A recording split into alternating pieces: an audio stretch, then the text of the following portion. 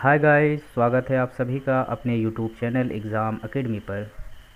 आज हम जिन विचारक के ऊपर बात करने वाले हैं उनका नाम बाल गंगाधर तिलक है। आज हम तिलक के प्रमुख रचनाओं के बारे में भी समझेंगे और बाल गंगाधर तिलक के द्वारा किए गए महत्वपूर्ण कार्यों पर भी चर्चा करेंगे।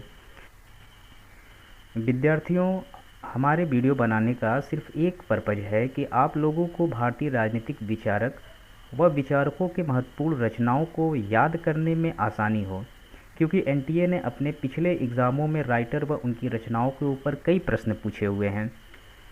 तो आइए हम इनके बारे में डिटेल्स में जानते हैं। वीडियो को शुरू से करने से पहले मैं आप लोगों को बता दूं कि जिन लोगों ने अभी तक हमारे चैनल को सब्सक्राइब नहीं किया है, कृपया वो चैनल को सब्सक्राइब कर दें और साथ में बेल आइकन का बटन भी ऑन कर दें, ताकि हमारे द्वारा अपलोडेड सभी वीडियो उनको सही समय पर मिल सकें। तिलक के प्रारंभिक जीवन पर अगर चर्चा कर ली जाए तो तिलक का जो जन्म था वो 1856 में महाराष्ट्र के कोकड़ ज़िले के रत्नागिरी में हुआ था। इन्होंने जो अपनी स्कूली शिक्षा प्रारंभ की वो न्यू इंग्लिश स्कूल से प्रारंभ की 1 जनवरी 1980 से। 1881 में इन्होंने मराठा नामक एक पत्रिका का संचालन किया जिसकी भाषा अंग्रेजी थी। इस पत्रिका को इन्होंने इंग्लिश में प्रकाशित किया। उसके बाद मराठी भाषा में भी इन्होंने 1881 में ही केसरी नामक एक पत्रिका का प्रकाशन किया। तो 85 में इन्होंने दक्कन एजुकेशन सोसाइटी के नाम से एक सार्वजनिक संस्था की स्थापना भी की। उसके बाद इन्होंने जनता में प्राचीन संस्कृति के प्रति गौरवपूर्ण यानी गौरव उत्पन्न करने की भावना से जागृत होकर शिवाजी महोत्सव की स्थापना इन्होंने 1894 में की, तथा साथ ही साथ गणेश महोत्सव की भी स्थापना इन्होंने 1856 में की हुई थी। अगर गोखले के व्यक्तिगत स्वभाव के बारे में बात कर लिया जाए तो गोखले एक गर्मपंथी विचारधारा के सदस्य थे। गर्मपंथी से अगर तात्पर्य समझा जाए कि 1906 के पहले जो भारतीय राष्ट्रीय कांग्रेस के सदस्य थे वो नरमपंथी विचारधारा या उदारवादी विचारधारा के माने जाते थे, और 1906 के बाद जब बंगाल विभाजन हो गया उसके बाद से जो एक नई विचारधारा कांग्रेस में उभरी उसे गर्मपंथी विचारधारा माना जाता है। उसी गर्मपंथी विचारधारा से तिलक का संबंध था। तिलक जो थे गोखले और रनाडे जैसे उदारवादी विचारकों की काफ़ी आलोचना किया करते थे। तिलक ने कहा कि साम्राज्यवादी शासन कभी आम जनता की भलाई नहीं कर सकता।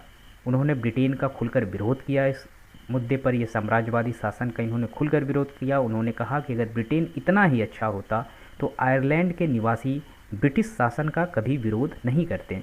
उन्होंने आगे ये भी कहा कि ब्रिटिश शासन के विरोध के संवैधानिक आधार को भी उन्होंने अस्वीकार कर दिया। उनके अनुसार भारत में संविधान ही नहीं है, इसलिए संविधान का विरोध का कोई औचित्य ही नहीं है। आगे हम बात करते हैं तिलक के राजनीतिक विचार के ऊपर। उनका राजनीतिक विचार क्या था, तो यहाँ पे आप देख सकते हैं तिलक ने व्यक्ति की स्वतंत्रता की आध्यात्मिक अवधारणा प्रस्तुत की और भारतीय अद्वैतवाद में गहरी आस्था व्यक्त की। तिलक के लिए स्वतंत्रता की राजनीतिक अवधारणा साध्य न होकर व्यक्ति की आध्यात्मिक स्वतंत्रता की पूर्व शर्त थी। तिलक के स्वतंत्रता संबंधी विचार जे.एस. मील से प्रभावित थे। तो उनके विचार यहाँ पे आप देख सकते हैं कि जे.एस. मील से उनके विचार मिलते जुलते थे। उन्होंने उनके राजनीतिक विचार के एक पॉइंट और भी देखा जा सकता है कि राज्य के प्रयोजन के संबंध में उपयोगितावादी तर्कों का उन्होंने विरोध भी किया है। आप देख सकते हैं कि जो जे.एस. मील थे वो उपयोगितावादी विचारक थे, लेकिन जब राज्य के प्रयोजन के संबंध में बात आती है तो वहाँ पे तिलक ने उपयोगितावादी के तर्कों का विरोध किया, अर्थात अधिकतम व्यक्तियों के अधिकतम सुख के बजाय उन्होंने बहुजन हिताय और बहुजन सुखाय पर बल दिया। जे.एस. मील का जो विचार है वो अधिकतम व्यक्तियों के अधिकतम सुख से संबंधित है, लेकिन यहाँ पर तिलक का जो विचार है वो बहुजन हिताय और बहुजन सुखाय पर बल देता है। आगे हम इनकी प्रमुख रचनाओं के बारे में चर्चा कर लेते हैं। इनकी प्रमुख रचना जो है उसमें से एक है वेद काल का निर्णय। ये इनकी बहुत ही महत्वपूर्ण रचना है। इसके साथ ही इनकी जो अगली रचना है वह है the Arctic home in the Vedas. उसके बाद जो रचना है वो है श्री भगवद गीता रहस्य अथवा कर्म योग शास्त्र। फिर इन्होंने वैदिक क्रोनोलॉजी एंड वेदांग ज्योतिष की रचना की। इनकी लास्ट में जो रचना है वो हिंदुत्व है।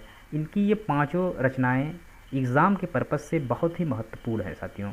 इसलिए मेरे वीडियो का जो मेन पर्पज़ है वो तो प्रमुख रचनाओं के ऊपर ही है कि मैं इनकी रचनाओं के बारे में आप लोगों को बता सकूं जो प्रमुख एग्ज़ामों में पूछे जाते हैं, लेकिन साथ ही साथ हम इनके व्यक्तिगत स्वभाव और इनके राजनीतिक विचार को भी साथ में हम ऐड करते चले जा रहे हैं। तो वीडियो ज़्यादा बड़ा ना हो इसलिए हम अपने वीडियो को यहीं समाप्त करते हैं, और आप लोगों का मैं शुक्रिया अदा करता हूं कि आप लोग वीडियो में बने रहें। इसके लिए थैंक यू सो मच।